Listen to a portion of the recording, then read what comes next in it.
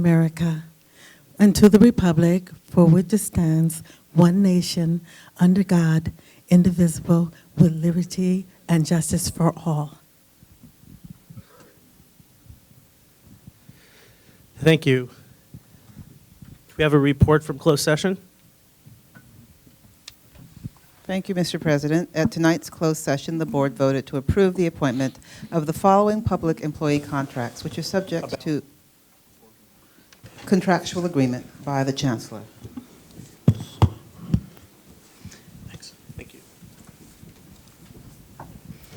Consider recommendation to approve the appointment of John Hendrickson as the interim Deputy Chancellor and Chief Operating Officer, District Office, effective January 22nd, 2014 through June 30th, 2014, at $144,458 annually. Ayes 6, 1 absence. Consider recommendation to approve the appointment of Char Peralta as Dean Workforce Development, College of Alameda, effective February 3rd, 2014 through June 30th, 2016, at $113,300 annually. Ayes 6, 1 absent. Consider recommendation to approve the appointment of Audrey Trotter as the Interim Vice President of Student Services, Merritt College, effective January 22nd, 2014 through June 30th, 2014, or until the position is filled at a regular basis at $144,200 annually. Ayes 6, 1 absent. Consider recommendation to approve the appointment of Carlos Cortez as the Acting Vice President of Instruction, Berkeley City College, effective January 22nd, 2014 through April 30th, 2014, or sooner, upon the return of the incumbent from leave, at $133,900 annually. Ayes 6, 1 absent. Consider recommendation to approve the appointment of Mave Catherine Bergman as Acting Dean, Berkeley City College, effective January 22nd, 2014 through April 30th, 2014, or sooner, upon the return of the incumbent at $113,300 annually. 7 ayes. Consider recommendation to extend the appointment of Alexis Montevirgin as the Interim Vice President of Student Services, College of Alameda, from February 1st, 2014 through April 30th, 2014, or until the position is filled on a regular basis at $133,900 annually. Ayes 7. If these individuals are present, please stand so that we may welcome you into your new positions.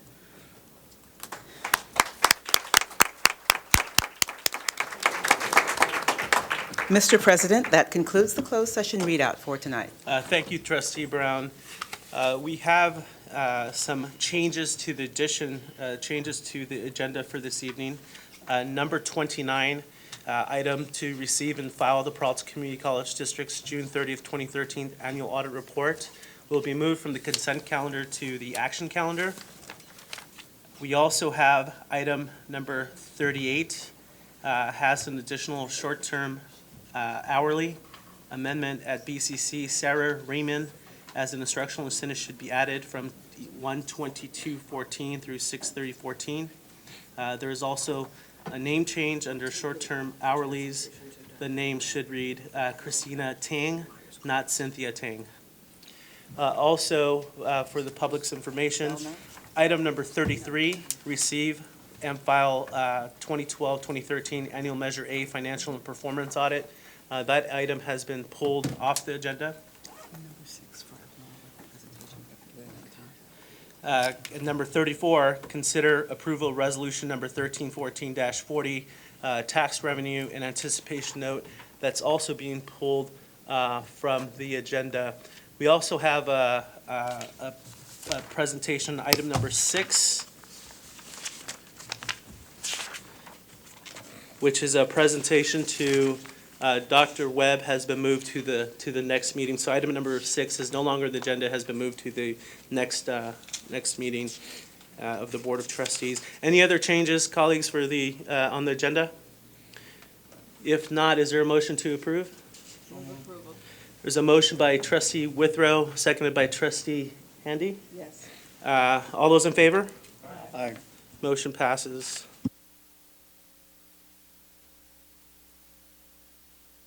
At this point in time, we'd like to turn to the approval of the minutes. Is there a motion to approve the minutes of So moved. December 10th, 2013? Moved by trustee Withrow, seconded by trustee Riley. Any comment? Seeing none, all those in favor? Aye. Motion passes. And that brings us to the next part of our agenda, public communication. Do we have any speakers from the public, Madam Vice President? Yes, Mr. President, we do. We have Matthew Goldstein, and we also have speaker cards from Mark Wilson, James Blake, and then on agenda items, we have two agenda items, number 30 and number 27, Carl Oliver and Matthew O'Connor. Very well.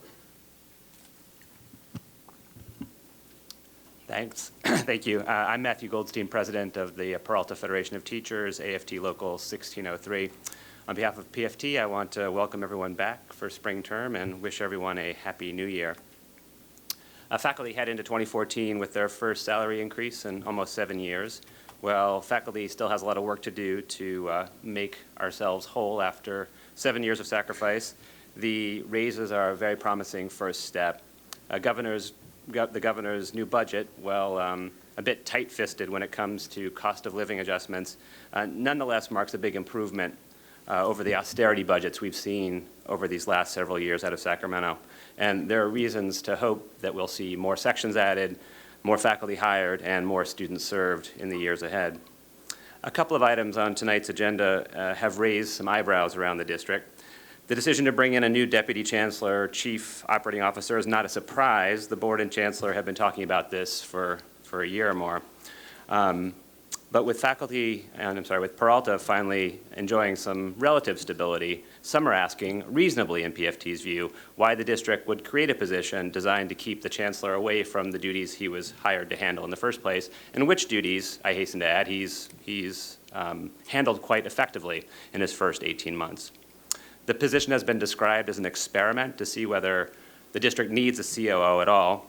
But as I've argued in other contexts, Peralta has been performing another experiment over the last several years, an experiment to see whether we can run 4 comprehensive colleges with too few faculty members, too few classified staff, and too few custodians. And we found that the results of those experiments are incontrovertible. It's impossible to do so. So I would argue that before we perform new experiments, we should attend to the results of an already demonstrated set of facts. In any case, it's PFT's hope that the hiring of number 2 won't distract the district from what remains its most pressing issue. Next, PFT wants to acknowledge the chancellor's earnestly expressed desire to change the culture at Peralta. But again, I would argue that the only way to truly change the culture for the better is to build a solid foundation by ensuring adequate infrastructure, an adequate number of full-time faculty and full-time staff. The specialized language taught by a corporate consulting firm can, in fact, prove useful in certain circumstances, particularly for managers at a loss to figure out how to communicate with employees. But without a real dedication of resources and intellectual energy to the fundamental problems facing Peralta and public education generally, it's hard to see how spending over $300,000 a year, over 3 years, on employee accountability training will serve our students better than, say, putting on more sections or fixing broken desks or hiring tutors and taking care of other basic educational essentials. Thanks very much for your time. Thank you. Next speaker. We have Mark Wilson and James Blake.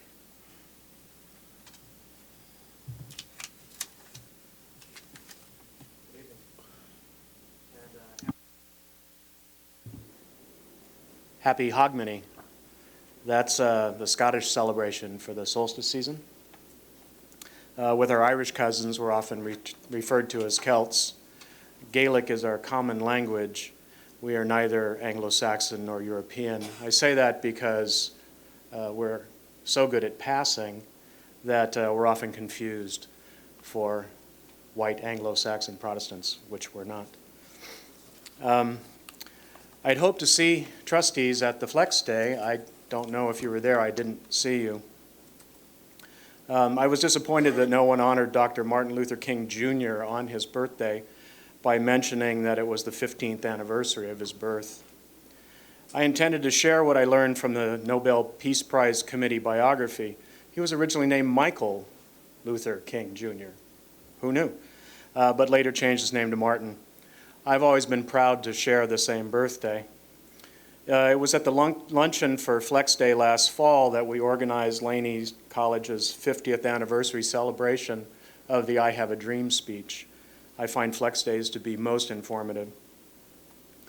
I was also disappointed to be removed from this semester's Flex Day program, not just because I spent a few hours making the PowerPoint slide as requested and prepared some remarks. I was prevented from speaking to all the engaged Peralta stakeholders at one time. That's why I requested to be on the program. I wanted to explain how integrated learning and the Ecology Festival will be an opportunity for students, staff, faculty, and administrators to work together on a project that will support student success, help improve staff morale, give faculty a vehicle to easily integrate service learning into the classroom, and generate data that will support both student and institutional learning outcomes. This will be very important for the self-studies going on for accreditation. It's been more than 4 months since I spoke to the board about someone reversing my 2013 fee waivers. Before I spoke to you in October, I met with Laney's Financial Aid Supervisor Collins, District Financial Aid Director Nguyen, and Vice Chancellor Orkin. I've since met with Laney's Dean Mildred Lewis and Vice President Baltadano, General Counsel Nguyen, and Chancellor Ortiz. Today I met with Laney's new Vice President of Student Services, Trudy Walton. I still cannot register for classes. I have since learned that Laney students did not receive financial aid checks during summer school at all. It no longer seems odd to me that Director Nichols would suddenly resign at the beginning of the fall semester. No one will explain what happened. After meeting with Supervisor Collins in September, I was unable to meet with him again despite repeated attempts. Mr. Willis, if I could ask you to wrap up, please. In December, I learned the U.S. Department of Education audited Laney last summer and found 32 violations. Their website states that each violation can carry a fine of $27,500. That would be $880,000 if the maximum were imposed by the Department of Education. No one will explain to me what happened. Thank you, Mr. Wilson. Next speaker. Mr. James Blake.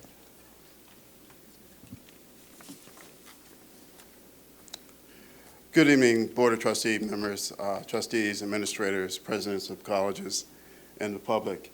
The reason why I wanted to speak today was oftentimes we feel that we're going through a transition of sorts in terms of trying to improve how we do things. And as I mentioned at the last board meeting, that we're making some headway. One of the challenges that I have oftentimes is for us best to be able to serve our students is to make sure that we have resources where the students are. And Matt Goldstein had mentioned a little bit of that in his comments earlier. But I think we need to start looking at it very seriously as a district, because when we look at our results that we have in student retention, completion, and success, we're not getting the results that we need. And so I know Dr. Ortiz is looking at how the district is going to be structured with the addition of this new deputy chancellor. And I hope that that would lead to a reallocation of resources to the colleges where those resources are direly needed. The other thing I would like to add this evening is to invite all the trustees to actually become mystery shoppers of Peralta, to basically come and visit and see the experiences that students, faculty, and staff are having at the 4 colleges. I think would help to inform you in terms of your oversight and your stewardship in terms of serving this district. And it gives you an opportunity to have firsthand experiences with students, with staff members, with faculty members in terms of what is happening, how things are affecting them, and things of that nature. I had the occasion to share your presence, some of you were the presence at the PFT holiday celebration this past December, and many of you asked You know, you wanted people to get in contact with you. Well, I think you could help facilitate that by them seeing you at the college campuses.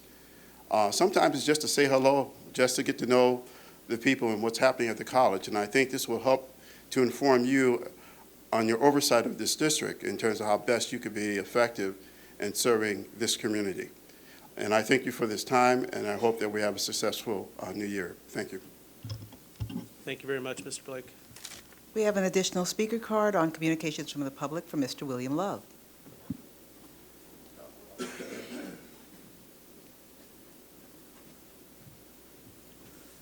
I assumed it was just pro forma that I would put it in. You guys have so many speakers, I'd have to be able to go home and not have to waste my energy. I came tonight for a couple of reasons, but the most important reason I came, there's a group called Evolve, E-V-O-L-V-E, that is organizing to attempt to reform Prop 13. And they're asking for school boards, and I'll get you some information, school boards to support this. They do not, in fact, want to overturn it. They want to reform it because the greatest beneficiaries of Prop 13 have been business interests and large landowners. If you did any actuarial table, you'll find out there's probably 5% of the people who had the benefit of Prop 13 who still have it. And all of them are over 65. And one of the things that you'll discover, if you bought a house in the last 10 or 15 years, you're paying real money for property tax. And I'll give you an example. I have both my daughters own houses, and my property tax is 1/5 of theirs. And I own a house that's worth more in a better location, et cetera. And one of the enduring legacies of Prop 13 is it has robbed education. And we are, in fact, left to worry about how much money the state will have coming in. If you reform Prop 13, so you had the steady flow of resources from a group that has not paid, I was counting for 30-some years, have not paid their full share. And many of you may not remember, Macy's once was, in fact, started a suit because they raised their property tax and they had not changed ownership. And there was enough heat on Macy's, so they never contested that issue.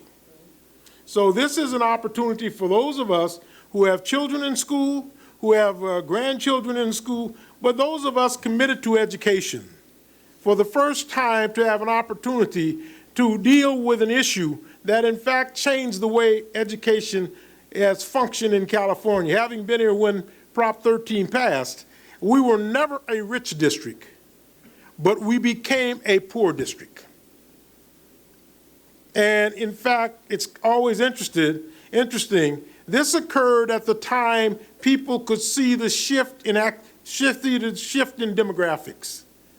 So kids of color no longer get the quality of education I got.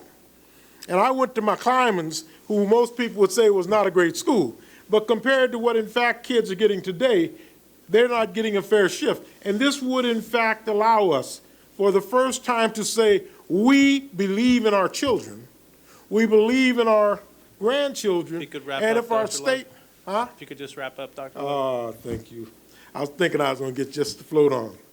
We could, in fact, have an opportunity to turn. Thank you. Thank you so much. Any other speakers, Madam President? Madam Vice President? on item number 30 and 27. Okay, so items number 30 and number 27, we'll go ahead and make a note of that. Let's move to reports. Do we have representatives from our Associated Student Governments here today?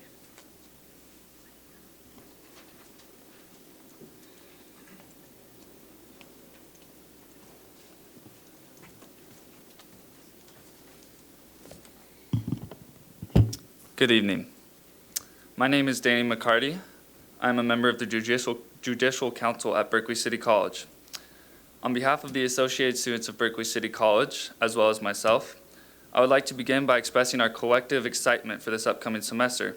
We have ambitious plans laid forth to help the students experience another great semester.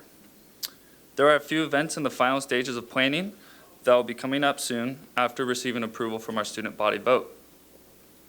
the Associated students have been collaborating on hosting a Government and Civics Day.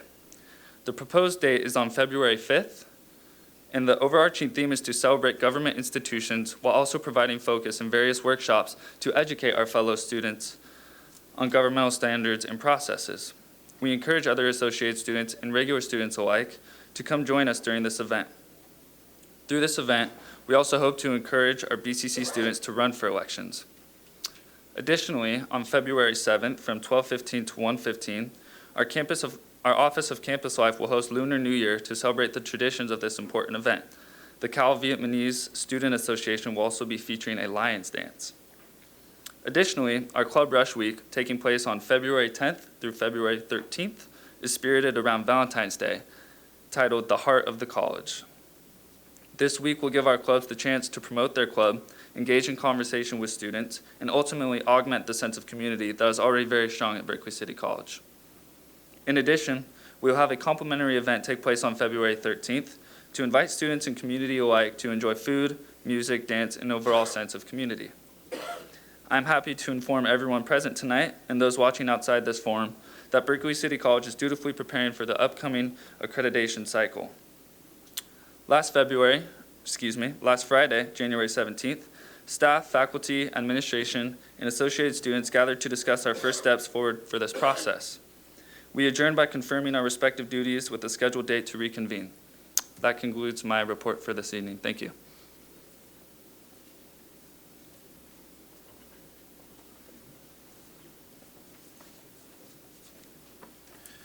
Good evening, Board of Trustees, faculty members, and my fellow students. My name is Kashetu Momodu. I'm the ICC President, the Interclub Council of Laney College. So I'm here to talk about the different events we have coming up here at Laney College. First of all, this is the Welcome Back Week, where we welcome back students and welcome new students. This is a chance for old students and new students to get to interact and know about the different clubs we have on campus and the different programs we have which can help them be better students. So first of all, we have Welcome Back Week, which is from the 21st to the 24th. Next week, we'll be having our Club Rush, which we have different clubs, like BASTA, which is the Brown Alliance of Students Taking Action. We have the Black Student Union. We have the Peralta Engineering, Medical, and Science Club. We have World Head Organization, the Laney Coding Club, and also we have ASAPI, Associated Students of Asians and Pacific Islanders. These are the different clubs which we have that can help different students from different geographical background to get together and develop educationally. So, and also we have movie nights, which will play movies and just like a social event for everybody, including faculty and also administrators if you want to come in. So that will be happening on Mondays. So we have all the dates in our little calendar right here. And we also have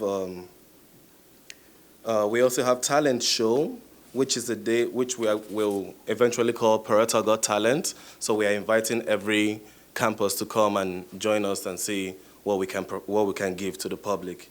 So and we also have EcoFest, Earth Day, which is to show that we do love our Earth and we are working together to make sure we live in a better place. And also we have Cesar Chavez Day for the Brown Alliance are the people working on this. So it's to promote information about the history. And also we have the Black History Month, which is coming February, and this is also more to promote more educative information to our students. So this semester we are trying our best as students to educate all of us, and we want to be able to work with both faculty, which they've been very helpful, and also the administrators. Thank you very much. Good evening, Board of Trustees. My name's Edward Chavez. I'm the Secretary for the Associated Students of Laney College. We also wanted to take a moment to welcome our new Vice President of Student Services, Trudy Walton. And also we wanted to acknowledge all the hard work that our advisor, Tomoko, has been doing, Tomoko Rudabush. Truly, the efforts of the Peralta Student Council to make sure that we have these advisors has been very helpful for the Associated Students of Laney College. On Wednesday, January 15th, the ASLC hosted a leadership development retreat for members of the Peralta Student Council and club leaders around campus. At this meeting, we discussed our plans for the upcoming semester, as well as issues that were very important to members in attendance. These issues included the financing of the various ASOs. Many ASOs around the district have had trouble accessing funds, and we talked about ways to go about to address this issue. We also talked about the concern we have over the staffing of Laney's financial aid department.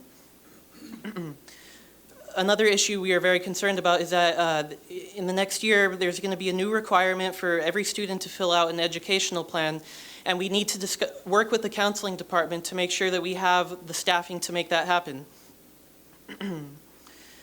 The ASLC is also very excited to introduce our discussion series. This will be an ongoing town hall style discussion featuring students, faculty, and staff. Students will lead a panel discussion about issues such as informing students about the campus governance structure, state politics and legislation affecting students, Black leadership in the 21st century, trends in higher education, resisting corporate power in education.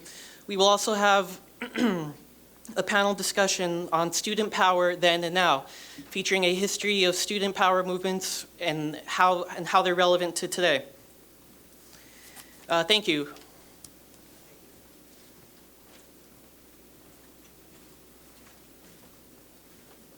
Good evening. I'm Mark Corbett Wilson, Communication Officer for the Peralta Student Council. The PSC was formed by the 4 associated student governments in the fall of 2012. Our mission is to ensure effective representation for every student in the Peralta Community College District, improve student access, promote student success, develop and empower local student leaders, and enrich the collegiate experience at the 4 Peralta community colleges.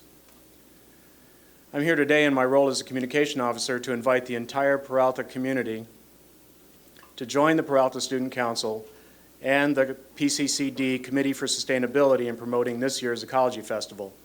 You'll see these posters on campuses. They're going up now.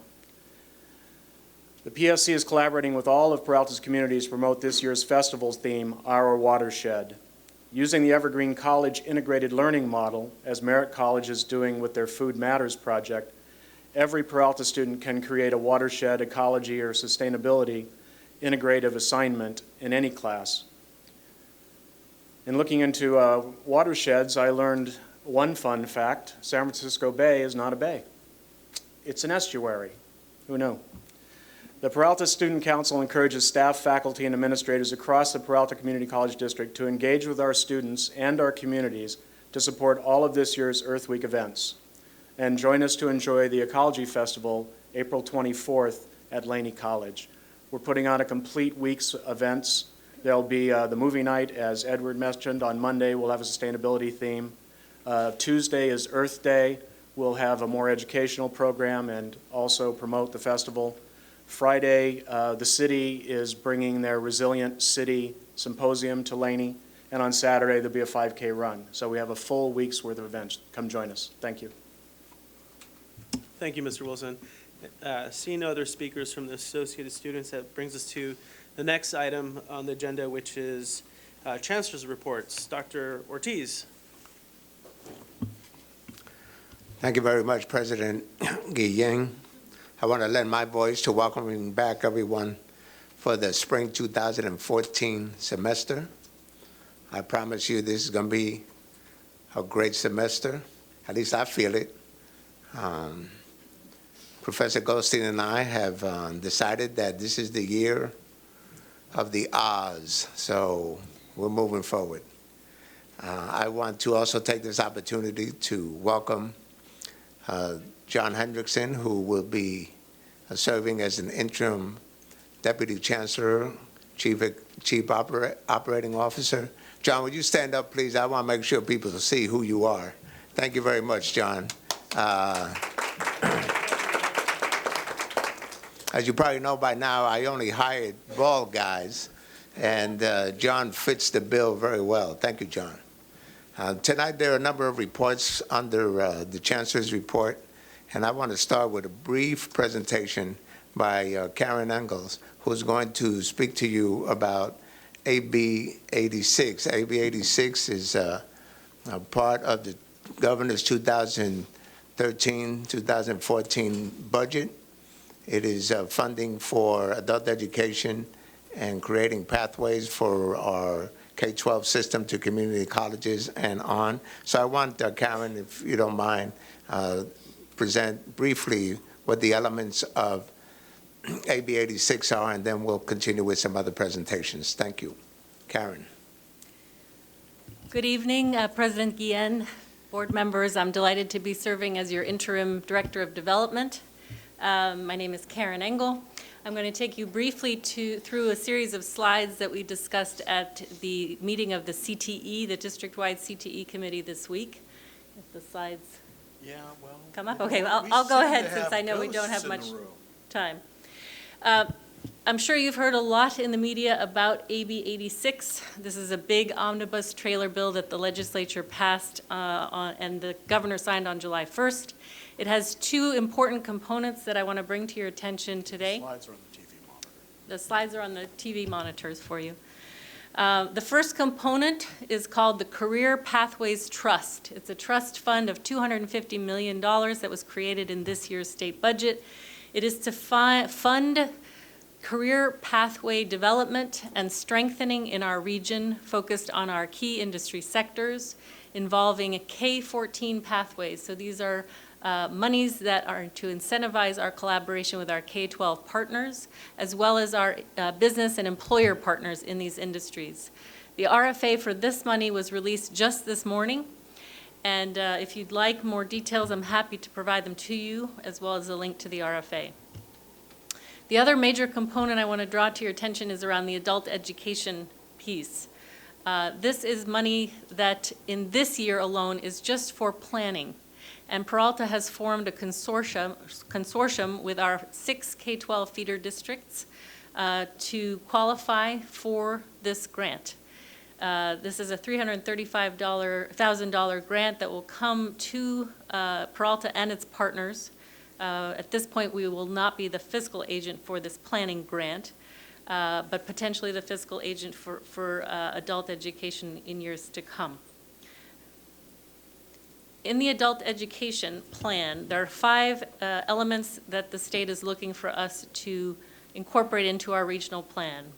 Ensuring that all adults have access to elementary and secondary basic skills and high school diploma and equivalency certificates. That we have classes and courses for immigrants eligible for education services and citizenship, and ESL and workforce preparation classes in basic skills. That we have education programs for adults with disabilities, short-term CTE programs with high employment potential, and programs for apprentices.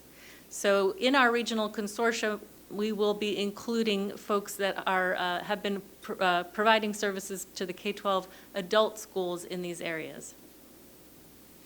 The Career Pathway Trust funds are focused on, again, incentivizing our regional collaboration in 4 areas. One is to really focus and deepen our ability to provide work-based learning experience for students in high school and community college. So there's funding there for entities to convene, connect, broker, enhance our connectivity between our career pathway programs, our school districts, our students, and again, business and employer partners. Secondly, the funding is seeking to build regional collaborative partnerships. So all of these monies are to help us form and strengthen our collaboration, not only with our 6 K-12 feeder districts, but with the larger region and our larger set of employers as well.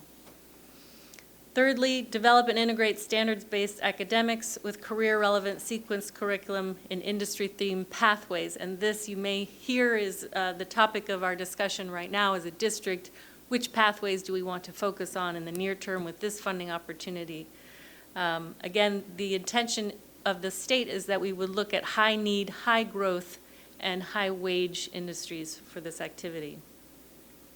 We are to provide articulated pathways, or we are with our K-12 partners, so that students can see and we can look at things like concurrent and dual enrollment from high school to post-secondary and even on to 4-year, again in industries aligned with our regional economy. The Pathways Trust funding seeks to leverage existing investments with Perkins, our the K-12 California Partnership Academies, the ROP programs, any matching or in-kind contributions that we already have, working with the State Chancellor's Office and the California Community College Skills Panel. The eligible recipients of the Pathways Trust funds are K-12 districts, county superintendents of schools, charter schools, and community college districts. Again, these funds, all of these funds, both the Adult Ed and the Pathway Trust funds, are regional in nature. Okay. The adult funds specify exactly what our region is to be. It is Peralta, the Peralta District and our 6 K-12 partners. The Pathways Trust Fund is trying to incentivize larger regional consortia. So what our consortium will be is yet to be determined and obviously subject to deliberation. I'll stop on this slide and open up for some questions. Just to give you a sense, again, the Pathways Trust RFA came out today. It is actually due on March 28th, so we really don't have very much time at all to shape our consortia, choose our pathways, and articulate a work plan. These are one-time funds, that is, they're in this year's budget, but we are eligible for those funds for the next 3 years. They are providing 10 regional grants in the amount of $15 million each, 15 local and smaller regional grants in the amount of $6 million each, and then a series of smaller grants for the rural areas in the amount of $600,000 each. The Adult Ed timeline, again, that RFA has been out since December. We are in the process of working with our consortium partners to submit paperwork by the end of this month. The planning money will be available in March, and our plan will be due at the end of this calendar year. And I'm happy to take any questions. Thank you for the report, Director Engel. Questions from the trustees? Trustee Brown. Thank you, President Guillen.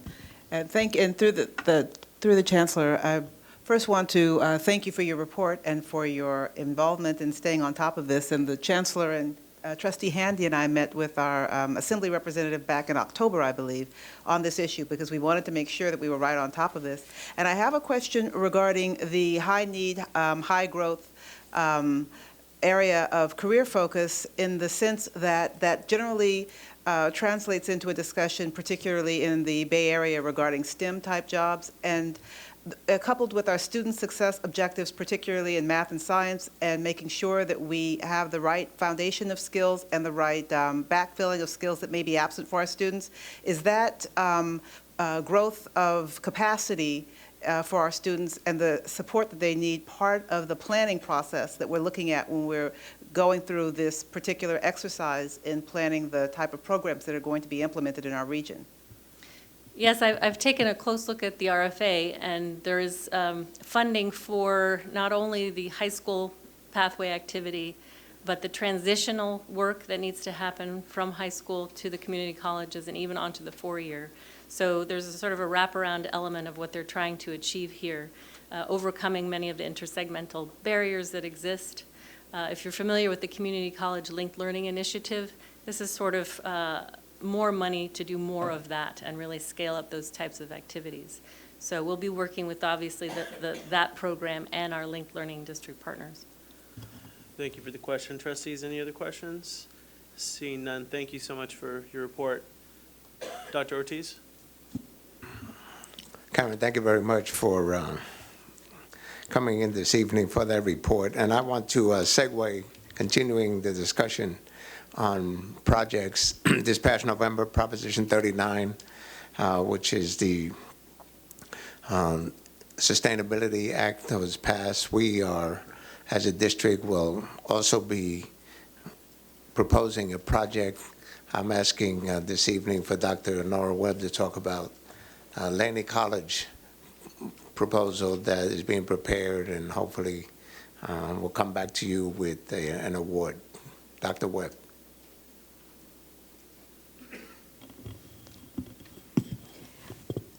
If my dean, Peter Crabtree, is here very quickly, would you come up very efficiently and just convey in less than 3 minutes, if possible, what that is all about. Thank you, Chancellor.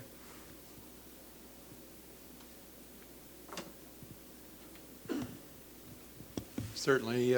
Good evening, President Guillen and trustees. We will be submitting a Prop 39 workforce development proposal for the region, for the Bay region, on behalf of the entire Bay region. That will be, how much is that a grant, Karen?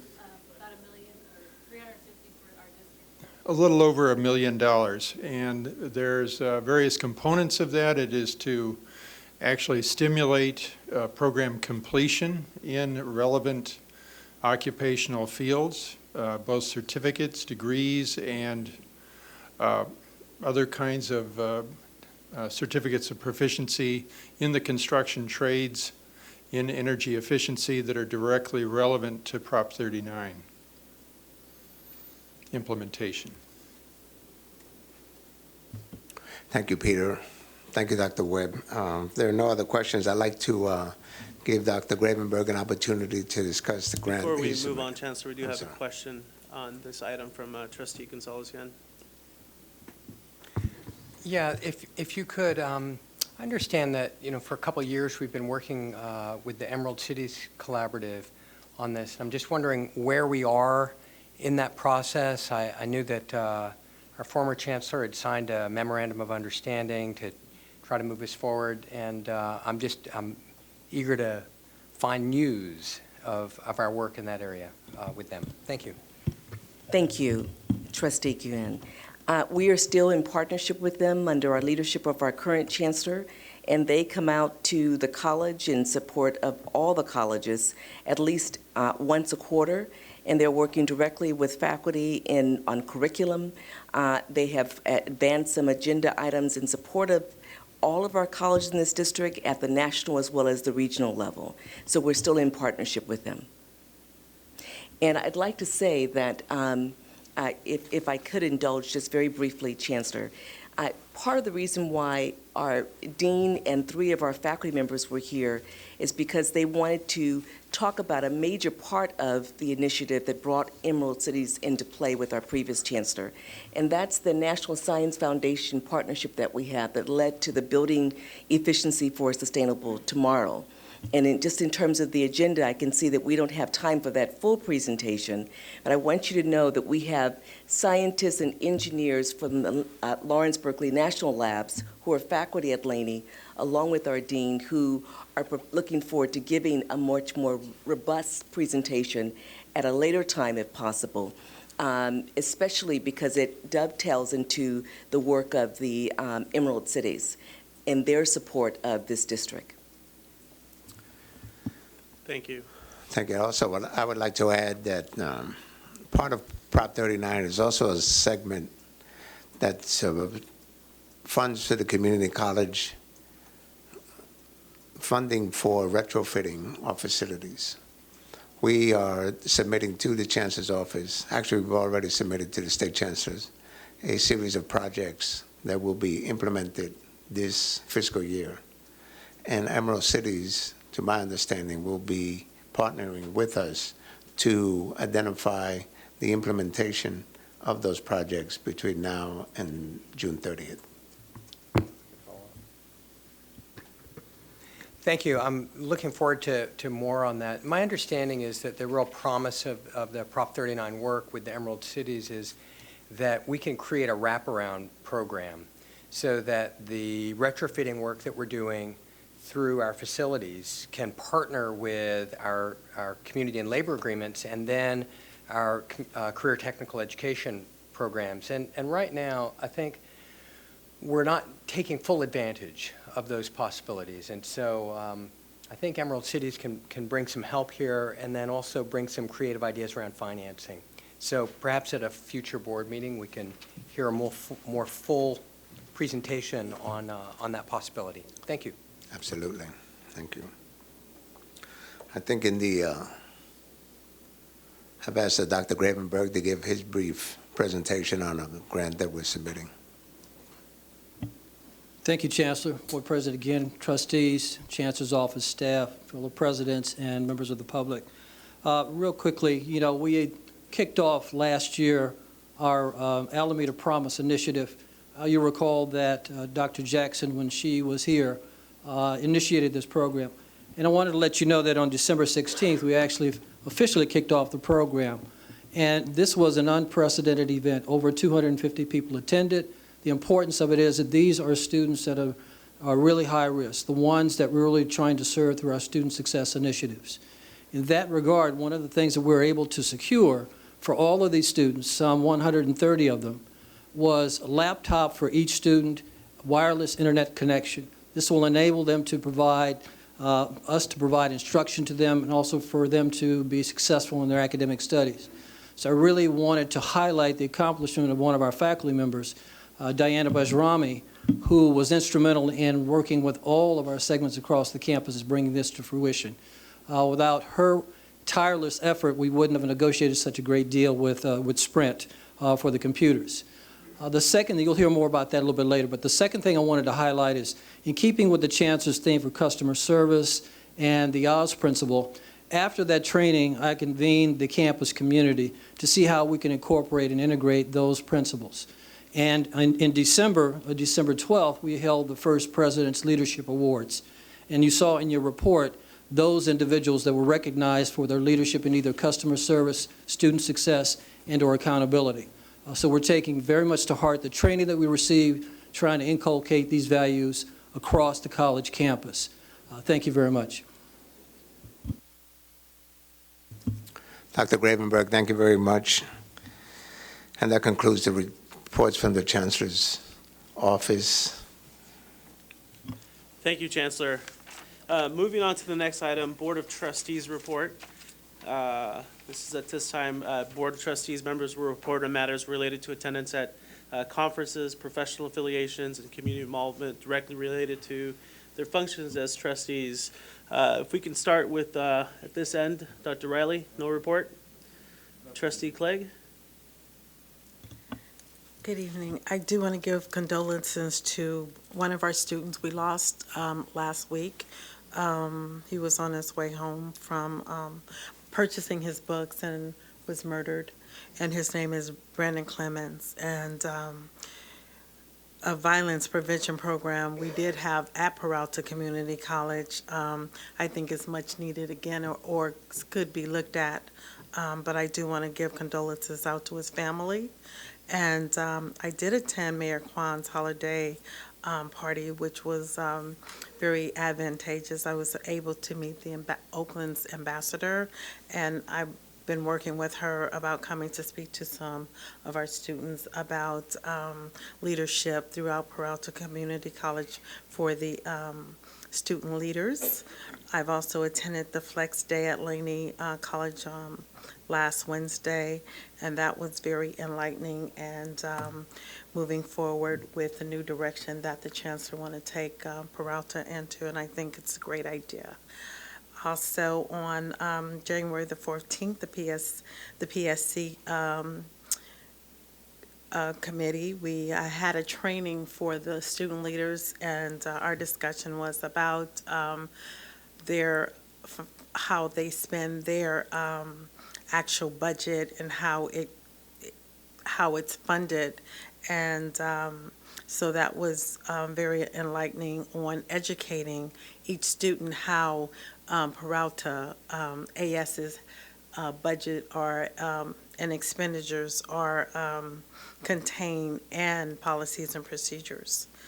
And that concludes my report for today. Thank you. Thank you, Trustee Clegg. Trustee Handy?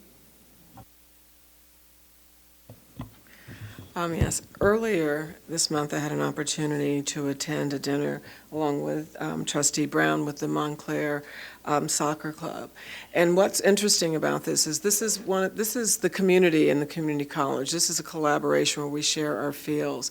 The gratitude of the people who work to put this club together to give these young children this wonderful opportunity was amazing. They were just so gracious and so grateful to Peralta for allowing them the opportunity to share our feels, and it just felt really great to hear from the community how much this type of collaboration meant to them and what it also means for the children who are involved in the program.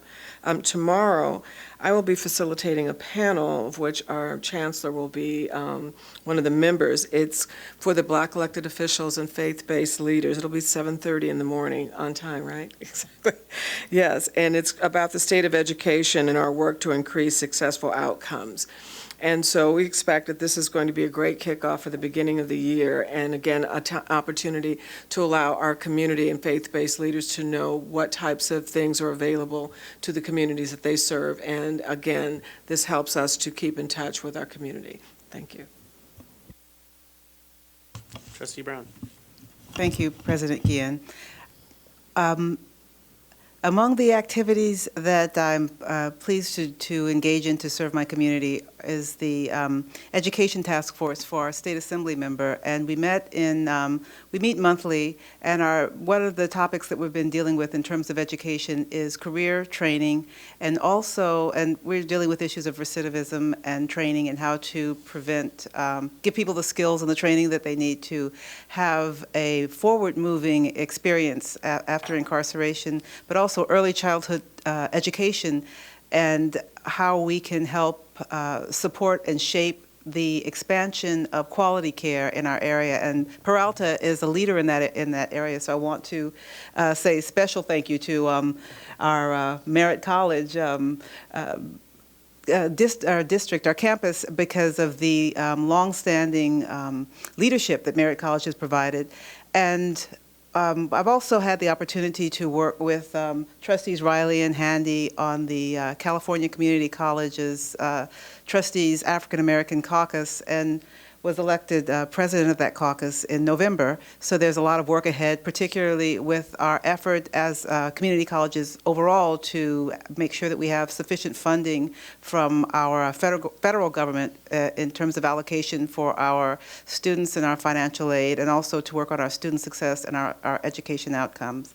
And the last thing I'd like to say is with respect to the soccer club, that's one of my community activities where I've been coaching and working with that group. And the name is actually a misnomer in the sense that we have the leadership of that group and the membership from all over the Bay Area region, and in fact worked with the Oakland Soccer Club, which is generally in East Oakland and the Fruitvale, to help students have advanced training and be able to keep culturally significant soccer clubs and support those soccer clubs that don't have the funding or the equipment, and also support our local high schools, our public high schools, Oakland Technical School, Frick Middle School. We've given equipment and donations and even paid for coaching for a lot of our local schools. So it was really great to have Trustee Handy join us, and we've also had Dr. Norma Ambrise-Galaviz join us, and people from Peralta who have been instrumental in supporting the efforts of local nonprofit community groups to support youth sports and the advancement of academic and sports opportunities for our students. So thank you again to the Peralta community for your support and your help in that. And a special thank you to our Chancellor Ortiz, who's been very instrumental, and our Vice Chancellor of General Services, who understand that community college, that there's the word community in community college, and have been very supportive of having our public institutions support our nonprofit community groups in terms of sharing our facilities. Thank you. Trustee Galassa. Thank you. I've had such a long vacation that it's difficult to remember what happened just, say, a month or 6 months since our last meeting. It seems like 6 months, but 6 weeks. But I'm making up for it by activities coming up in the next 2 weeks. For one, there's a state trustees meeting I'll be attending this coming Friday, then a ledge conference on Saturday and Sunday. And then we will be going to Trustee Withrow and myself to Washington, D.C. We will be meeting with representatives from the Department of Education, and we'll be looking at the new legislation and the federal bills, and also looking at ways that we can help ourselves here at Peralta. There are a number of possibilities. And then finally, I'll be attending this week at De Anza College a forum on community college policy that I've been looking forward to. So those are just a few of the events that are making up for all the sweet time that I just passed. And I look forward to, once again, working, and congratulations to our new president here. It's a great pleasure for me to sit here somewhat relaxed and watch him trying to keep on top of all the events that are taking place and handle the names very efficiently of everyone. Congratulations. I look forward to working with you. Thank you. Trustee Gonzalez. Thank you. I think it's worth noting that Trustee Galassa deserves a little bit of a vacation after 3 years as a board officer, 2 years as president. So welcome back to the work, but I think your 6 weeks off was well-deserved. I think it's also worth noting that among the board, we really have a range of skills and interests, and it's actually reassuring to know that people are involved in different stuff, because there's way too much to be engaged in all the time. And so I'm pleased that different people are covering different kinds of things.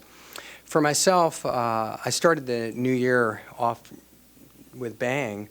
Classes started for me on January 6th. I teach evening classes too, so on January 8th, after my evening class, I got on a red-eye, flew to Florida for a 4-day intensive training with the New Organizing Institute. This is an outfit that is headed by Marshall Gans, and the training was an intense 4-day training of community college leaders working to implement democracy projects across the country in community colleges, in particular using the work that Gans has developed around what he calls public narrative as an organizing tool. How do we change the story that is often pushed on us, that puts us politically in disadvantaged positions? How do we train our students and faculty members and members of our community to tell their own stories and then create stories that pull us all in to work together?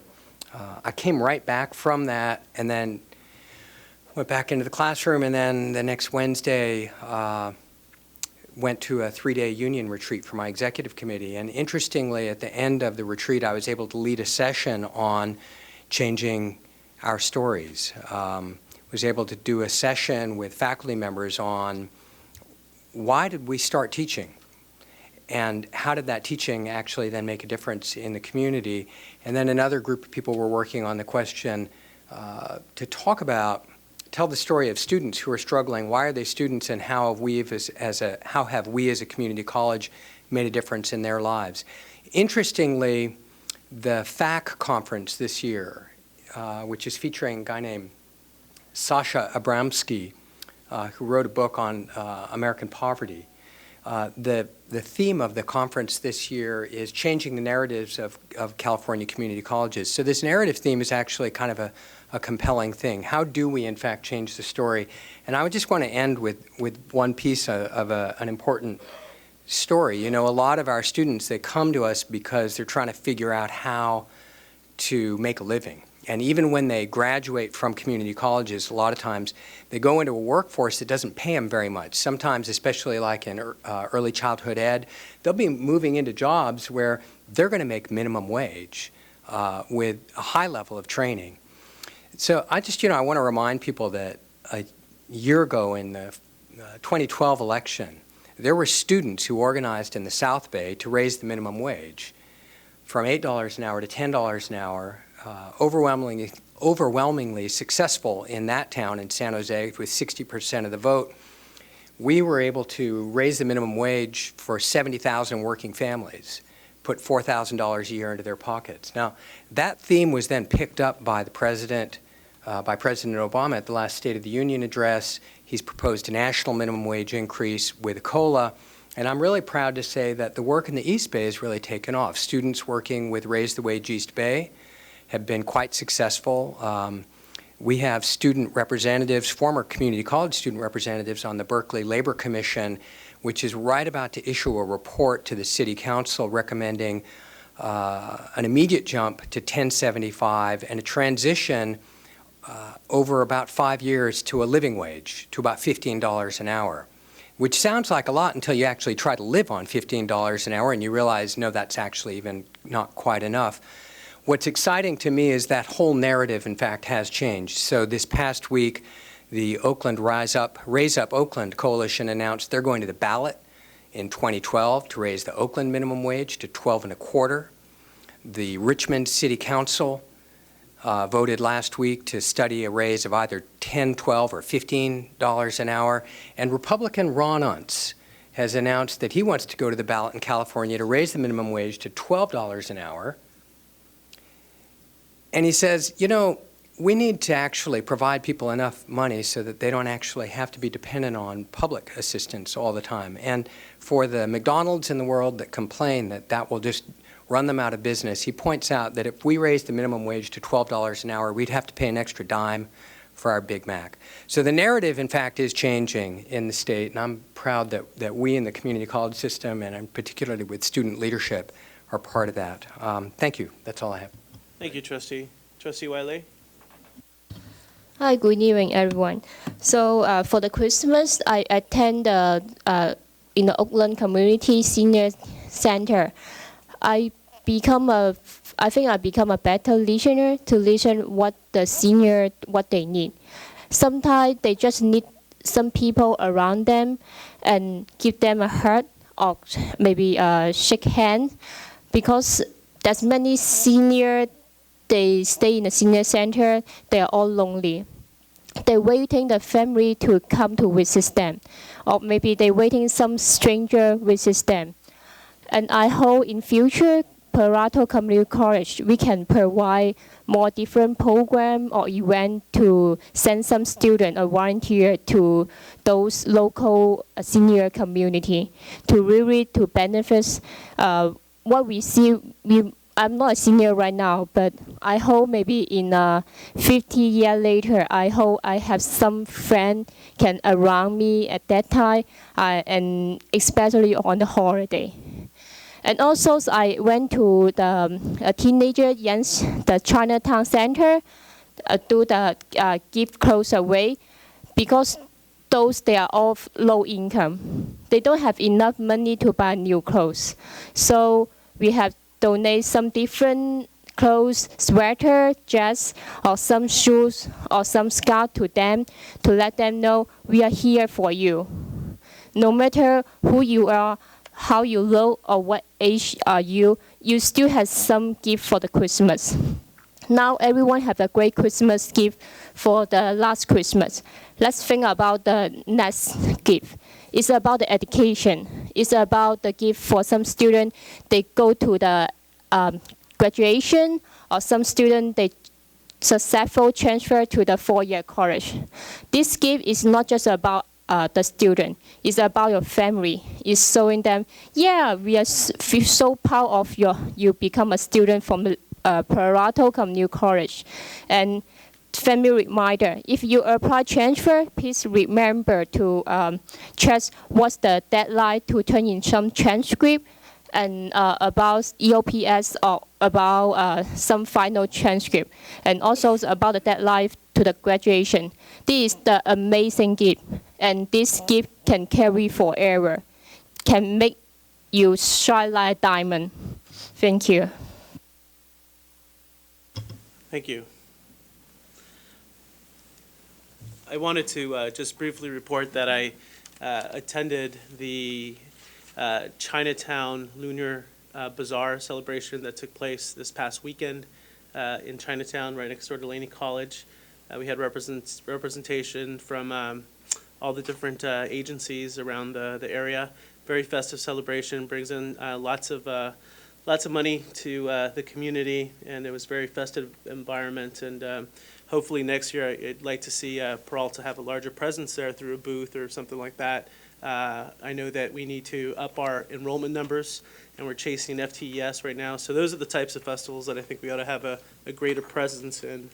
I'd like to just welcome back all the students. The spring semester is always, for me, a great time of new beginnings and new energy and new possibilities. So I wish all our students the best of luck in their endeavors as you register to for classes and get the classes that you need.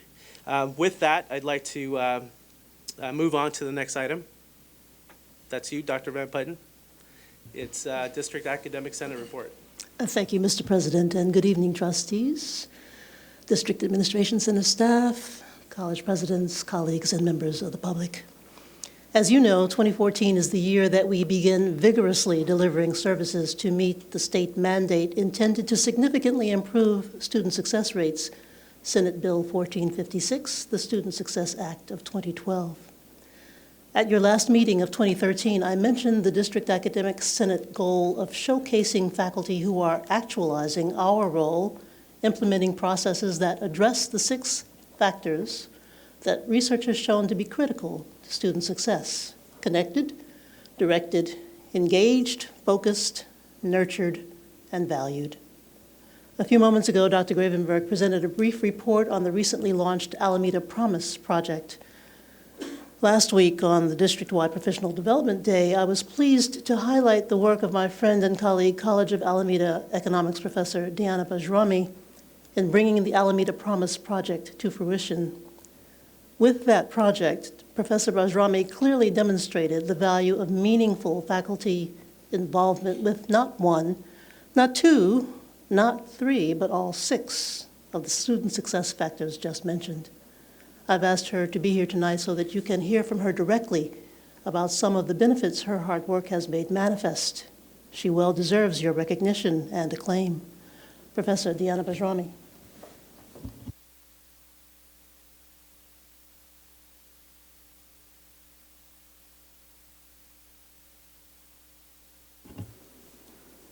Chancellor Ortiz, District Administration Center staff, college presidents, colleagues, and members of the public.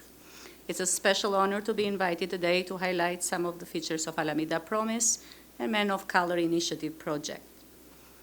While the policymakers, educators, accreditors, leaders, and scholars alike were discussing and analyzing student success and working on the Student Success Recommendation Task Force and report, College of Alameda community was involved in student learning and student learning outcomes. As the concerns about student success were mounting in California, our assessment data at College of Alameda indicated that COA was not provided the desirable results for all students. So we engaged in a long discussion, a purposeful discussion of how to reach our institutional learning outcome of equipping all members of COA with the values, knowledge, and skills to be successful global citizens in 21st century. The assessment data showed us the same thing that it shows that any community college that underrepresented minorities in higher education was not achieving the same results with the rest of the students.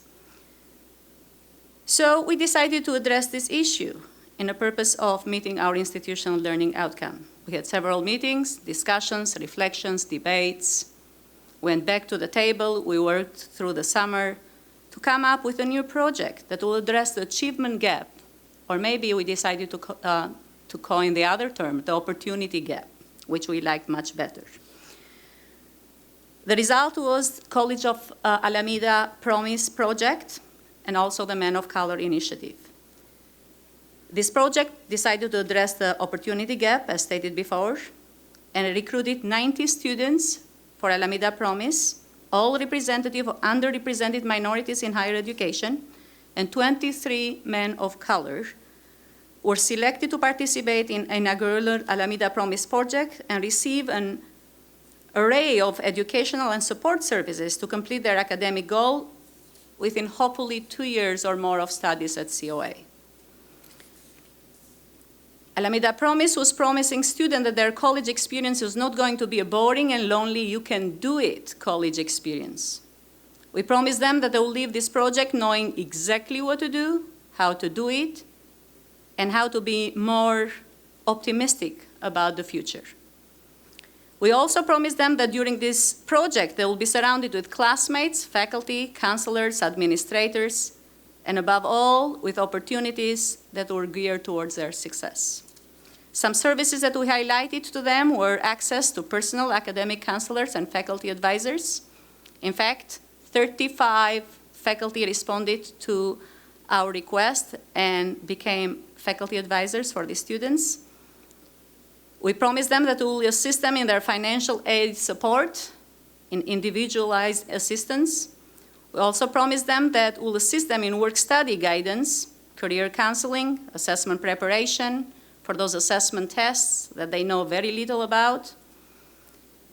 We also promised them that as part of this project, they will have a Lenovo laptop and internet services all time, 24/7, to address the issue of digital divide in higher education, which was highlighted in our assessment results in distance education. Some additional opportunities that came as a result of their feedback would be community service, mentoring other students when we get some experience in this program, developing leadership skills, and also access to academic advisors and liaisons from four-year colleges in the area, and also helping them transition from high school to community college and later to four-year colleges. As Dr. Van Putten mentioned, we had 250 students, family members. Some of them were little kids, and it was really exciting. We had a great event. Presents were also some of our community partners, Starbucks and other businesses in the Webster Street, also Sprint Spectrum. I had invited two students to come today, one representative of Men of Color, Chris Navarro, and the other representative of Alameda Promise, Tamara Gard. They were very excited to be here, but as it turned out, one had to work and the other had to take care of the siblings. But Tamara wanted to say that she wanted to thank you, College of Alameda, for the computer, but most importantly, she wanted to thank for Alameda Promise project. She stated, I feel a lot more grounded and connected to the school than when I first started my semester at COA. And I feel I have more people standing in my corner and that I can achieve. So I really, really want to thank College of Alameda and everyone involved in this program for everything that you do. So with her remarks, I would like to conclude this and to emphasize again, it's about being connected, engaged, directed, supported, valued, nurtured, and empowered. Thank you.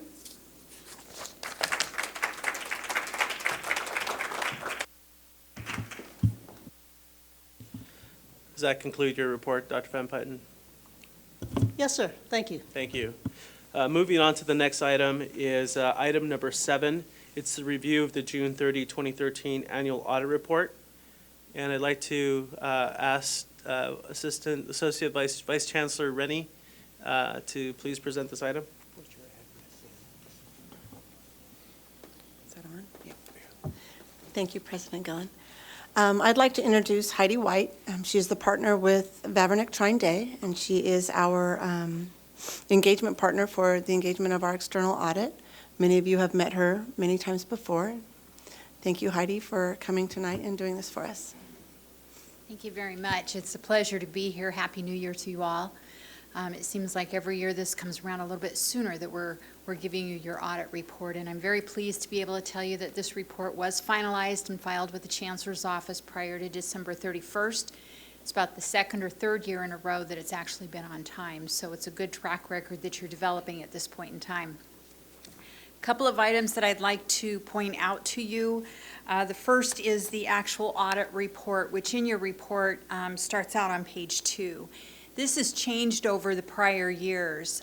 Hopefully it's more clear. That was the intent of the AICPA in developing the audit report.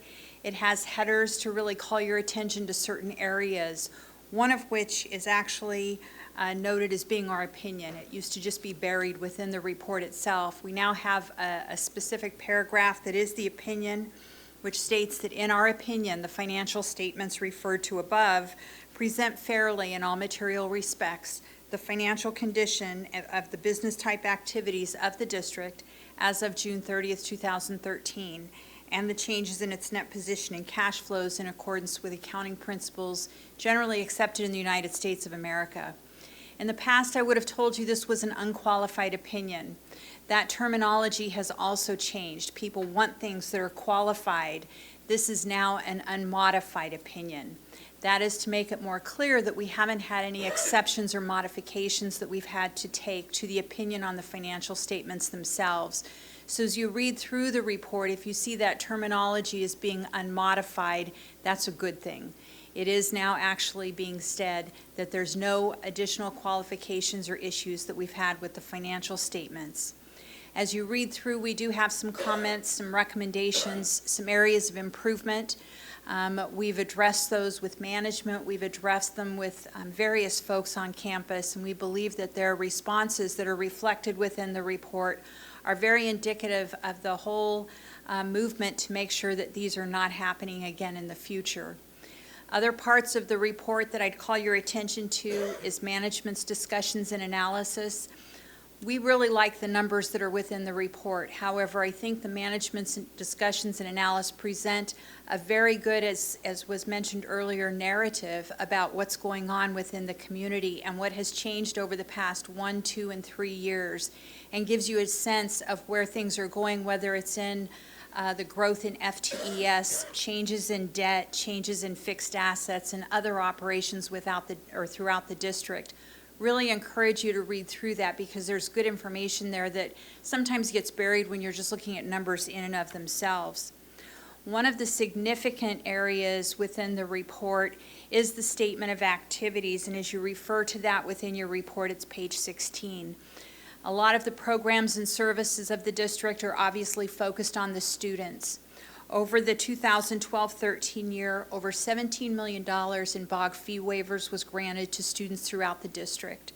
Another $37.7 million in grants, loans, and other student financial aid was provided to the students. So in all, over $54 million was funneled directly through the district to your students to further their education. I think that that's something that sometimes gets lost again within just numbers themselves, and it's an indicative part of how the district is serving the students and the community at large. As I said, we do have some comments and recommendations. I hope that you've all had an opportunity to review the report. I'm happy to answer any questions, go over things that are in more detail that may be needing to be clarified. Thank you. We'll start off with a question from Trustee Galassa. Thank you. Thank you for the report and pointing out some very important changes. And just earlier today, Withrow and I were having a discussion of what the hell does unmodified mean. So thank you for answering that question for us. Most of my questions concern the financial statement findings and the federal and the state findings that you have here. And if I am correct, I find that in the finance section, it's a qualified report, meaning we've got some serious problems there that need to be addressed. Would that be a reasonable interpretation? It is not qualified. The report on the financial statements remains unmodified. However, within the findings themselves, there are some both material weaknesses and some significant deficiencies that came about as a result of our audit for this year. I see. I'm referring to the financial statement findings and recommendations for the year ended. It's on page 82. And the financial reconciliation process, for example, there's a concern about the suspense accounts. And it's cited as a material weakness, which is defined as there's a probability that their errors may go unreported or missed and so on. And my question, and there's a number of these similar to that. Overall, are we improving as you've been with us now for a number of years, or but let's put it this way, we're improving in certain areas, and then other areas we're making new mistakes, if that's the appropriate term. What's your impression of our overall progress in correcting the problems that we've had in the past with the audit and the recurrence of some of these problems and then the popping up of perhaps new problems? I think one of the things that happened during the 12-13 year, if you recall, there were several changes in personnel, both within the district and out at the college campuses as well.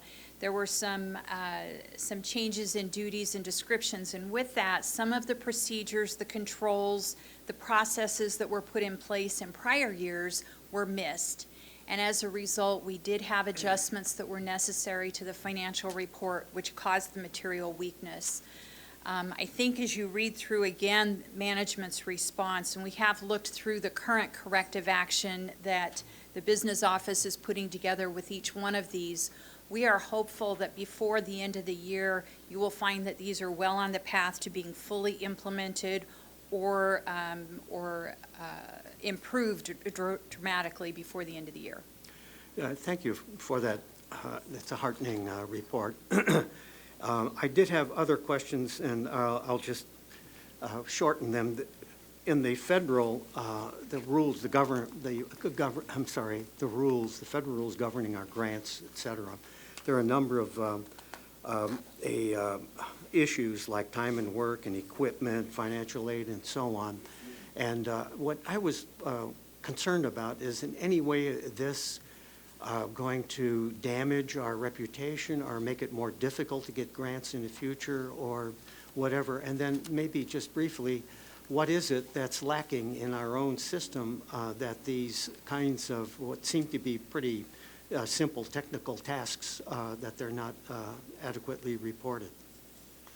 I think within each of these, the time and effort reporting, that is something that we see at really a lot of our clients, and whether it's a K-12 school district or a community college district, it's really trying to get staff across all of the grants and projects to be able to do timesheets and really be able to report that they're working within a specific program. I believe that there's a new time and effort report that is going to be or that has been developed and is going to be implemented that is going to take care of that, and we will be testing it this spring. We can report back to the chancellor so that he understands that this is being implemented. The other areas, whether it's equipment management and some of the others, really didn't have a questioned cost that went to them, so I don't believe your funding is in jeopardy, but they are areas that need to be addressed. Thank you for that. And maybe it's also heartening to hear that others having similar problem meeting all those requirements, et cetera. I have a lot of other questions that I think I've done enough, and I defer to my colleagues here who possibly have concerns. Thank you, Trustee Galassa. Trustee Handy. You say, and some of the things in the material weaknesses or the significant deficiencies, especially what I'm talking about are pertaining to federal inventories, and page 105 is one of the ones I'm looking at. You say there's no cost involved, but are there not consequences? This is a reporting issue, and the one that you show here on page 105 was actually a prior year comment that was rolled forward. That was something that I believe that there was a staffing issue that they were not able to fully implement that comment from the 11-12 year. So we are reporting it again in 12-13, and there could be consequences as to whether or not the grant funding is going to allow for equipment going forward. We haven't seen that as being an issue. They really want the accountability and the reporting for it and are not interested in taking back funds. Okay, thank you. Any other questions from trustees? Trustee Gonzalez-Yan. I think I'm going to restate a question that Trustee Galassa asked, and maybe you answered it, maybe you'll use different words that I can understand a little better. So across the district, I'm hearing that there are reporting issues and I guess the question that I heard that I'd like to understand is, what is it systemically within the structure of Peralta that seems to be leading to these kinds of reporting issues? What are we systematically doing wrong? Or rather, let me reframe that. What corrective action do we need to take at a systemic level, at an institutional level, so that next year we won't have these issues? I mean, I can see, it's like, well, here, file the report. Okay, good. But there's something that's leading us not to do that. What is it that we need to have in place that will do that better? And I don't know whether you have a thought on that or not. A number of these comments were the result of staffing changes. And so having things documented in writing that will carry on beyond when one person leaves and another person steps up to take care of that same issue or procedure, communication between different folks as they're moving between jobs or between departments are things that I think when you later get a copy of the corrective action plan, or you read through the responses, those are the areas that are being addressed. To make sure that implementation of recommendations from prior years actually does move forward so that when one person leaves, it's not going to leave an open hole. And that's really, I think, what was indicative this year. We've had about 3 years of very positive changes in the procedures and the organizational structure of the business office and the colleges. And when some of those key people left, it was very difficult to see that communication line remain as it had been in the prior years. So having that documented in writing, I think, is going to be one of the key areas that it's going to take this next year to make sure that they stay implemented in the future. Are you able to make an assessment in terms of, on the federal grants and awards, if the proper, and maybe this isn't within your purview, maybe this is a management question, but whether or not we have the appropriate staff levels to process the number and volume of grants that the district is currently undertaking? It would seem to me that many of those, what's reflected in the audit might be reflected in the need for additional resources, either at the colleges to manage the grants or at the district office to manage those grants. We don't generally comment on the number of staffing or the appropriateness of staffing levels. However, we've already set some dates coming up in February to meet with the various folks throughout the district business office as well as the colleges, and that'll be one of the things that we're addressing and is going forward within the corrective action plan. I guess my question is, in terms of the corrective action matrix in the past, I think the board has received a copy of that corrective action matrix and has kind of kept us abreast as to what improvements or what the response has been by management. I think that's something that would probably be good for the board to see, as we have in years past. If there aren't any other questions, thank you, Heidi, for your continued service to the Peralta District. Thank you. Appreciate it. Thank you. That moves us on to the next item, and I think we have public speakers on the consent calendar. I do have a request to remove item number 16, which is consider approval of contract for partners in leadership for a 3-year Peralta Culture Track Training Program to the action calendar. Without objection, I'd like to go ahead and move that to the action calendar. It's item number 16. Oh, and 36. And item 36 as well. Item number 36 is consider approval of an amendment to the contract with Perspective Software for fiscal year 2013-14 to augment their contract in the amount of $31,500. This amount will cover travel expenses which were not included in the original request. I think we have a couple of speakers on the consent calendar on items number 27 and number 30. Trustee That's Brown? right.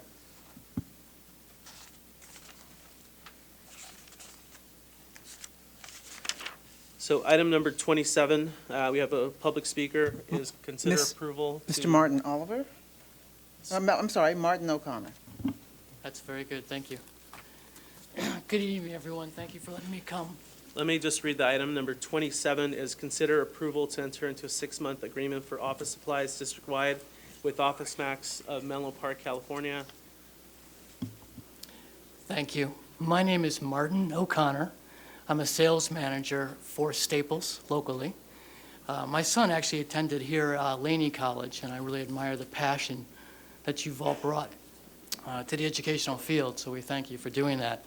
I'd like to keep this very clear and very short. There's a motion up here to award an office supply contract to Office Max, and there's been some historical and some financial updates I'd like to share with you, if I may, just to make sure that the Staples case is presented clearly. Is that okay? Thank you. Got 2.5 minutes. I see the clock. Thank you, though. If only our quarterback can manage the clock as well as this. Peralta's using a national cooperative contract right now. It's a piggybackable contract. It doesn't require it to be bid. That's kind of missed in the notes that were provided to you before the meeting. Additionally, under this contract, there are about 20,000 items that are hard-coded for a full year. On top of that, Staples is paying you annual rebates, and I think the figures are inside there. 2011, we paid $11,241. We paid a rebate in 2012 of $11,218. And finally, for 2013, Peralta is on the road to receive a rebate from Staples of almost $13,000. The more you purchase from Staples, the larger the rebate is. So there are definitely volume rebates going there. An historical update I'd like to share is that Office Max has actually now joined with another company called Office Depot. Office Depot used their stock to purchase Office Max, and it's now called Office Depot to the Max, or Office Depot Max.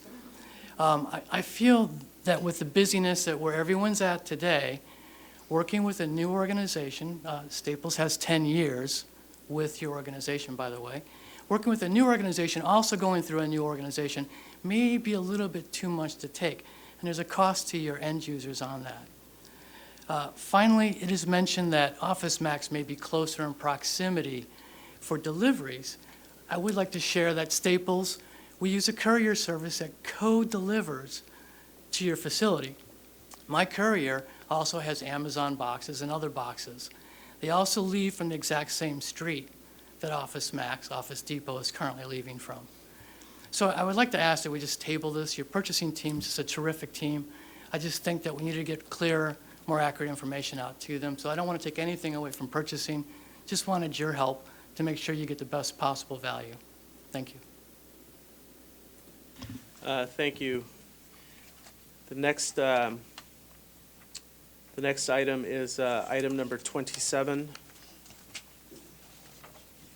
I'm sorry, number 30.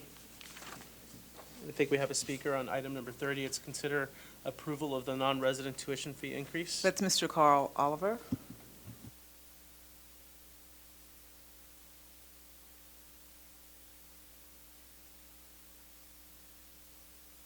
Oh, sorry.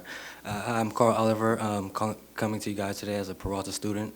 I think Trustee Gonzalez-Ewan brought up a good question earlier about why are students struggling and what as a community college district are we doing to help. I'd like to point out that the district's mission, which part of it is together with our partners, we provide diverse students and communities with equitable access to the educational resources, experiences, and lifelong opportunities to meet and exceed their goals. 3 of the goals are to advance student access, equity, and success, build programs of distinction, and develop resources to advance and sustain our mission. I like to talk about international students. International students, they come out here sometimes with no family, by themselves. Sometimes their family cannot support, them enough or pay their tuition in whole. 12 units would cost, at the current 213 rate, would be $25.56 for a semester. Students with visas cannot work outside of school. The max at the school of hours they can work is 20 hours, which they would bring in $3,297.60. After taxes, probably be like, let's say $25.56. And they would have to save all that up and not spend $1 on a place to live, food, anything like that. There is an international program here at Peralta. I don't think there's any distinct programs here at Peralta that would help them out or support them in any way. I've looked at the international handbook. It points out a few things about temporary housing, and it just states, you can go to Days Inn or Best Western and just lists the price, or how to find a place to live and says to look on Craigslist, a newspaper, word of mouth, bulletin boards, or contact international education office. So they're sending him to another office. I think we should, as a district, uphold our mission and really help students and create programs of distinction to help these students. They are in need, and and I like the chancellor's new mission about the odds principle, which is about accountability, and we should definitely hold ourselves accountable. So, thank you. Do we have any other public speakers? Seeing none. Going back to the. Can I make a comment to the student about that, or should I just skip it? Go ahead, give me a comment. I just wanted to point out that with respect to the tuition increase for out-of-state students, foreign students, it's an automatic increase, and the formula is in the state law. So, and it's an attempt to have visiting students pay a portion of the entire structures that we have here and the cost of operating the district. And last thing I'd point out, it's almost nominal. It's a very modest increase. Thank you, Trustee. Any other comments before we move on the consent calendar? Seeing none, is there a motion to approve the consent calendar as presented? So moved. I'll second it. Second? I'll second it, Mr. President. Moved by Trustee Withrow, seconded by Trustee Riley. All those in favor? Aye. Any opposed? Motion passes unanimously. We move on to the action calendar, starting with item number 16. Item number 16 was moved from the action calendar to the action calendar by Trustee Handy. Item number 16 is consider approval of contract for partners in leadership for 3-year Peralta Culture Track Training Program. Trustee Handy. First of all, I have to say that I am really excited about us addressing the change of culture of Peralta colleges. When I talk to employees and students, I realize that we do really need help if we're going to change this image, if we're going to change the attitudes of our employees towards our students and towards each other. The only challenge I have with this, well, there were a couple of things, and one, I spoke with the chancellor about it, is that we're looking at a contract that's renewable for 3 years. And in awarding a contract for 3 years, I have concern that there's no leverage, and it's my preference that the contract is delivered for the first year, and if we feel that it is moving in the direction that we want to, then renew for the continuing 2 years. I don't feel that there's really an incentive to do the best if you've got the 3-year contract up front. The second thing, though, is many of you know my background is organizational development and analysis, and I've been a facilitator for over 20 years. And the one thing that I think that is really important is that there has to be buy-in from the presenter to the people. If there's no connection, if there's no buy-in, I don't care what you're standing there saying, it'll be a kumbaya moment. Everybody will say yes, they'll check off, and then they'll leave. The thing that really concerns me is that when we do like an RFP, we look at the makeup of the company, we look to see if there's small local minority participation, female. On this is a little different, but I think that the same thing should apply, and that I am hoping that when we talk to this company, that because they are premier providers of accountability and cultural management training services in the country, that they also have the diversity that is Peralta. Because many of our challenges, you're not going to see the makeup that you see in Peralta community colleges in Kansas. You're not going to see it in a lot of places. I've traveled all over the world my entire life, and I've lived all over the world. This is something very special, and some of the challenges and some of the issues that we have can also be some of the diversity that we do have. If someone does not understand the makeup of a district such as this, if they don't have that, they're going to have a very difficult time being able to shift the culture. So that I'm just asking that when we speak with this company, that they do their best, even better than that, that they actually send people who reflect the diversity of Peralta. And I hope that, and if they can manage to do that, and that should be part of their company already, if they're a national company, that I think that that's the way that we can really look to have the best results out of this. Thank you. Thank you, Trustee Handy. Any other comments from the trustees? Well, I just would like to support Trustee Handy on that. Are we going to, in the contract, in the negotiations, look at that area? Chancellor, would like to speak to that? Well, this item is to authorize the chancellor to negotiate a contract with these partners in leadership. General counsel and I have been working on that for the last several weeks. We understand Trustee Handy is addressing. We also want to address those issues as well.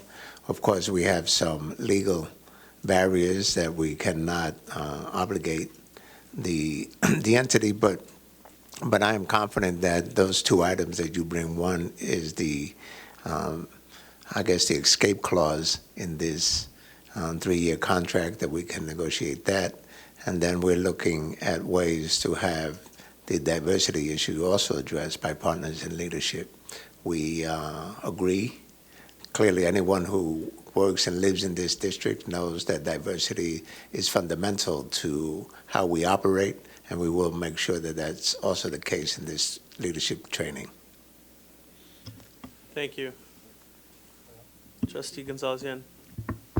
Thank you. I'm glad to see that the issues of cultural competence have been raised, and I'm hopeful that we will deal with that. And I'd just like to raise one other brief issue, and that's the issues of educational sensitivity. That is, sometimes I've heard this language about customer service, and we're not a commodity like a product that somebody goes into Costco and buys, or Staples, or whatever it is. We're an educational institution. We deliver education. It's not so much customer service as student service. And if we can just keep that in the front of our mind, if we can figure out some other language. I understand the notion of accountability and like that, but we're not a marketplace exactly. It's not quite like that. So there's a certain kind of other sensitivity that I think if we can figure out how to change that language, then the principles of accountability will be more accessible to this particular community. Thank you very much. Thank you. Any other trustees want to speak before Linda speaks again? Trustee Handy. Thank you. It's interesting, when I attended the PFT Christmas event, I spoke with one of our labor members who expressed the same concerns, that we are student-driven. We are all here because we serve students, and without students, there's no reason for any of us to be here. That's what I want to hear going forward as we talk about this. Customer service, but it's the service of the students. That's why we are here. And I think that should be our motto. Another thing that I wanted to say is that I know that there are, by law, we can't always dictate things, but I just want to give you an example. Some years ago, one of our labor unions has absolutely no diversity, and they've managed to be able to do that for forever. But at one point, when they came before this board to get a contract, I said, enough. How many minorities, how many local, how many females do you have? And there were none. Well, they're the only union in town that does that. But even within union trades, they're known as the one who has absolutely no diversity. But because we brought that up, and every year, every time the contracts were coming up to be renewed, we asked that question again. That culture started to change. And at a point, Dr. Icaro came to me very happy to say that this particular union is now providing internships and apprenticeships. So we have to start somewhere to say that this is what's acceptable for Peralta. So that's why I felt that it was important that we state this now. Thank you. Thank you. Is there a motion for approval? So moved. Moved by trustee Galassa, second? Second by trustee Withrow. All those in favor? Aye. Any opposed? Motion passes unanimously. The next item is number 29. We've had a lengthy presentation and thorough discussion on our audit. That's receive and file Peralta Community College District's June 30, 2013 annual audit report. Is there a motion to approve? I'll second. Motion by trustee Gonzalez-Yen? No? Trustee Galassa. Seconded by trustee Riley. Any discussion? Seeing none, all Question. those in favor? Aye. Aye. Motion passes unanimously. Next item is item number 36. Item number 36 is consider approval and of an amendment to the contract with Perspective Software for fiscal year 2013-14 to augment their contract in the amount of $31,500. This amount will cover the cost of travel expenses, which were not included in the original request. That item has been pulled by trustee Handy. Trustee Handy. Again, okay, this is an item that I have some concern. When I was first elected to this office, the one thing that union says is contracting out, get rid of the consultant, blah, blah, blah, and it's something that you hear year after year after year, and one of the things is because of the cost. So when we look at a contract and we make a determination that we're going to award that contract, we're doing it based on the price, based on the amount. To come back to leave something out, such as this, I mean, this is the whole big thing in terms of we're paying their hotel, we're paying their airfare, we're paying their tolls, we're paying their parking, we're paying it all. How could something so significant be left out? And how can we be expected to just add that amount later? I think that these are the types of mistakes I don't want to see coming through here. I don't want to see emergency contracts coming up, which has been happening a lot, and we're asking that everything is tied to that strategic plan. But this is another example of something that is coming up. We're making a decision based on the cost, and then immediately we're finding that that cost is not accurate. And it's hard to justify to people that, oh yeah, you know, well, it was originally, what is it? It was originally 134,360, is that? No, wait, it's 36, okay. It was originally 550,000. Yeah, okay, and now we're adding another 31,500. I think we would have questioned the total amount if we'd had that in the first place. And then that also leads to if it's a bidded contract and you're going to the lowest bidder. Now, how does that play into this? When you're coming in, this is not a change order, this is a change of the contract. So these types of things I absolutely do not like. Thank you, trustee Handy. Any other trustees care to speak on this item? I just wanted to point out that in most professional service contracts, I guess in my experience, you get the total cost of the contract, and it should be all included in one lump total. I think it's rare that for public agencies anyway, that we have sort of these added-on costs. But I understand that this is tied to particular work that has already been undertaken and work that needs to be done. I hope the administration would take note of this. And with that, I'd like to, if there aren't any other comments, Trustee Gonzalez-Yen. Just in as much as this issue's been raised, I've been assured by the Chancellor that the issues of travel and the other itemized expenses are going to be addressed, that the particular dollar amounts are not the dollar amounts that we will end up paying, et cetera. And that the district, in fact, does adhere to different standard and cost. And so I want to reassure the public that this issue has been raised. The issues that Trustee Handy raised tonight have also been raised, and corrective action will be taken in the future to avoid this kind of mistake. Thank you.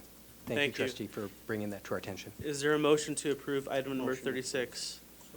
There's a motion by trustee Galassa, seconded by trustee Withrow. All those in favor? Aye. Any opposition? One abstention, trustee Handy abstains. Any nays? Motion passes 6-0 to 1. And I think that brings us to the end of our action calendar for this evening. Do we have any announcements? Trustee Brown. I do have an announcement. I have an announcement. I had the pleasure of being at College of Alameda before the holiday period, and I'm going to let I'll let our president, Gravenberg, talk about the things that are coming up on February 4th, but some wonderful things happening at our college campuses with respect to celebrations of the Civil Rights Movement and Black History Month. Thank you, Trustee Brown. In keeping with the Black History Month theme, on February the 4th, we are going to have a number of events, but what's most compelling about this event is that we're actually going to have a replica of the bus, the Freedom Bus itself, being delivered to the College of Alameda campus. There'll be a processional, the community is invited, we have a number of speakers, and our students are really taking the leadership role here. And they are going to be speaking through the voices of the past, the James Farmers, all of the organizations from the Farm Workers Organization, Cesar Chavez, and all of those individuals who are so vital a part of the movement for freedom and justice. So we're going to be sending invitations out to the campus community. And Trustee Brown, I appreciate that opportunity to announce this particular event at College of Alameda. Thank you.